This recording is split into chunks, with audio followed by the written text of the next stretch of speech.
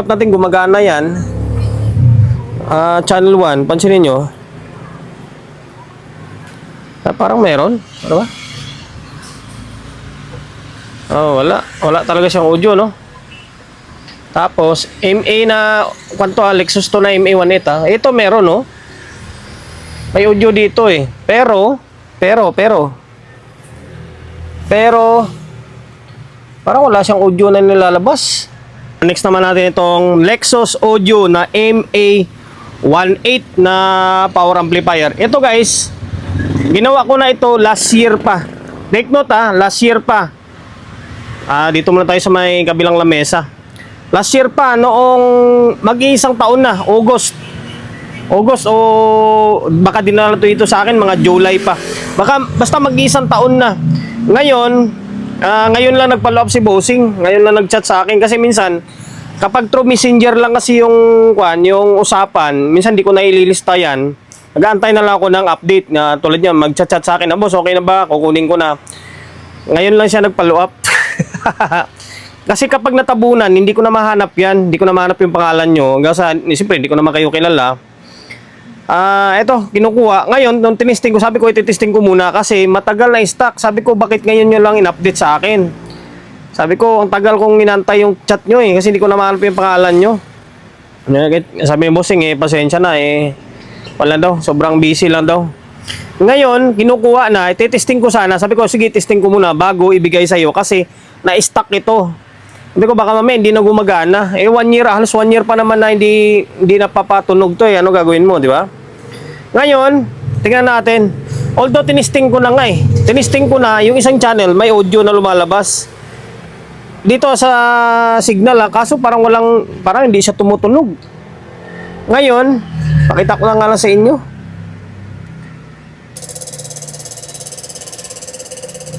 Talaga magra-rattle yan kasi may bulb tayo. Nagbabalb ako para sigurado. Mahirap kasi minsan niya matagal na stock tapos bigla mong bubuhayin. Minsan sinisibak na yung thermistor. Okay? Ngayon, yung laptop natin gumagana yan. Channel 1, pansinin nyo. Parang meron. Ano ba? Oh, wala. Wala talaga siyang audio, no? Tapos, MA na, Lexus to na MA18. Ito meron, no? May audio dito eh. Pero, parang wala siyang audio na nilalabas. Oo, parang wala. May signal naman eh. Tapos yung channel 1, wala namang signal na lumalabas. Okay, buksan natin to. Double check natin. Para kahit paano may content tayo and then same time, makapagbigay idea ulit tayo. Natanggal ko na yung takip. Na ngayon ko lang napansin na halos kaparehas pa ng laman ng ADMC ito. Ay, ng Kevlar na MC2 pala. Kevlar na MC2. Ayan, halos kaparehas pala niya ng design. Tapos may dalawang kapasitor na nakapatong. Halos di ko na nga matandaan yung ginawa ko dito nung nakarang taon eh. Kung ano yung ginawa ko dito, anong trouble nito. Kakalam ko, si Bak yata yung channel 1 nito or channel 2. Wala na, nakalimutan. Pati nga ako, hindi ko na matandaan na ito pala yung laman niya eh. Okay, ngayon, dito sa may speak on, ginalaw-galaw ko, makakuan lang siya yung hindi siya nakaayos ba. Minsan kasi speak on ko, gamit na ito eh. Yung pang-testing ko ba, minsan kasi medyo maluwag na siya. Ngayon, ulitin natin. Ay, may audio pala. Nagtaka ako, sabi ko bakit wala siyang audio. Meron pala, meron. Ayan o. Solid no, lakas ng tunog. Tingnan mo naman yung transformer niya kung gaano kalaki oh. Dambuhala din. Kakuan niya datingan nito is yung Kevlar na MC2. Ito talaga yung negative. Parang walang audio. Although may signal na lumalabas pala. Meron na. Tapos ito, mas maliwanag ito compare dito. Ito parang mahina oh. Baka kuan lang ito eh. Maaari bang control? Pero parang magandang klaseng control nito eh. Baka nasa buffer ang problema dahil na-stuck eh no. Baka nasa buffer nga ito. Oh. Tingnan natin, lagyan natin ng speaker. Isang speaker na yung gamit ko rito eh. Galing sa kabilang lamesa. Ngayon, try natin. Natin kung ano mangyari. Kung may audio siya. Walang audio. Ngayon, ang gagawin natin, try natin sa may buffer niya. Check ko muna yung input buffer. Baka nasa buffer lang to. Kasi na-repair ko na dati to eh. Baka nasa buffer lang, baka yung mga switch niya. Try muna natin. Ano kaya, makakalas kaya ito? Alam ko nakabend yung case nito eh. Try natin ayusin natin, baka nasa buffer lang problema. Tuloy tayo. Ginawa ko lang dito ay nilagyan natin ng yung mga switch, ginalaw-galaw natin. Kasi nga, na-stock na mga isang taon to. Tapos nilagyan natin ng contact cleaner. Or actually nga, wala na akong contact cleaner eh. Ito nga, langis na nilagay ko. Binatakan ko ng konting langis eh. Naubusan ako ng contact cleaner. Langis na lang ng konti, patak-patak lang. Yan, tapos ginalaw-galaw natin. Baka mamaya na-stock lang yung mga switch dahil sa yung nga matagal, di ba? Matagal na hindi nagamit. Ngayon, ito naka 20 tayo Ito naka 20 yan. Naka 20 na. Nadala ko kahapon doon sa may ginawa ko na live shockwave. Akala ko naka-bulb pa ako, yung pala naka 20 na eh. Baliktad yung salpak ko. Lagapak. Gulat ako. Kaya mag-ingat minsan sa pag 20. Ang 20 nyo pag final na. Pero kung mga nagto-troubleshoot pa kayo, huwag muna. Ngayon, may dalawa, ay hindi. Lagyan muna natin ng dalawang speaker. Okay, lagay tayo ng speaker. Sana. Ang isa. Itong input.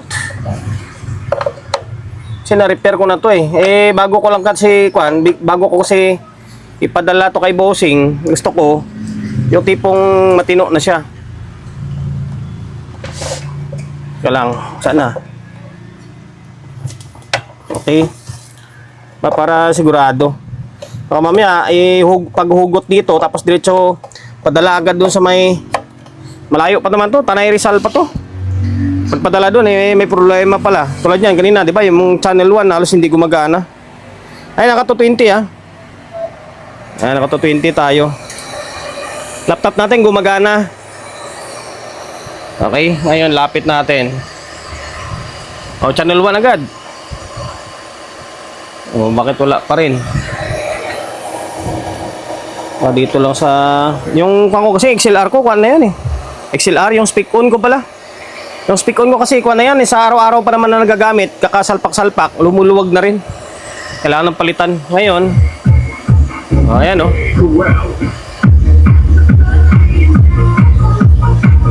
solid din tumunog. Okay na, working na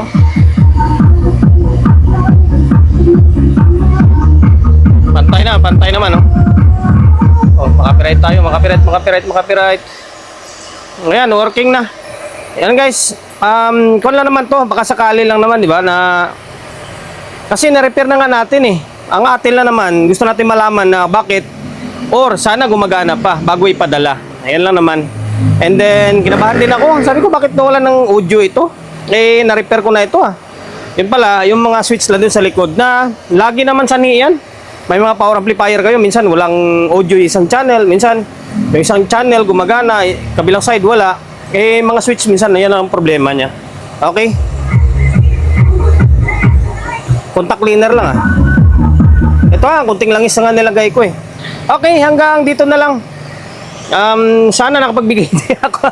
Kahit na maliit lang, di ba? Kapiranggot lang na idea, nakapagbigay ako sa inyo. Kung tulad niya, na-stock na Lexus Audio na MA18. Design talaga siya ng Kevlar na MC to.